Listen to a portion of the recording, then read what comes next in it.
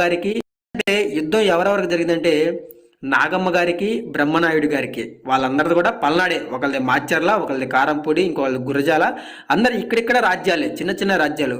కానీ యుద్ధాలు మాత్రం భయంకరంగా జరుగుతూనే ఉండేవి. ఇప్పుడు కొన్ని వేల మంది ఇక్కడ చనిపోయారు. దాంట్లో ముఖ్యంగా ఒక వ్యక్తి గురించి చెప్పాలి, బాలచంద్రుడు. ఈ పేరు గుర్తుపెట్టుకోండి. బాలచంద్రుడు ఎవరంటే పల్నాడి బ్రహ్మనాయుడు తరపున యుద్ధం చేసిన వ్యక్తి.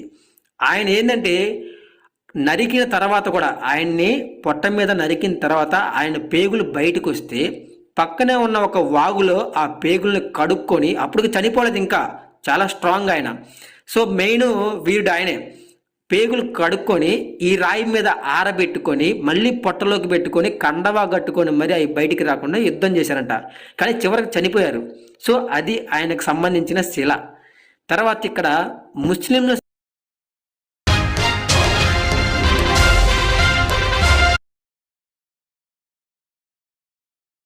గుర్తుపెట్టుకోండి. బాలచంద్రుడు ఎవరంటే పల్నాడి బ్రహ్మనాయుడు తరపున యుద్ధం చేసిన వ్యక్తి.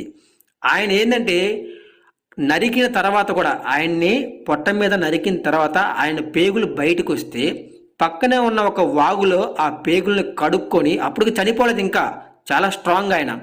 సో మెయిన్ వీరుడు ఆయనే.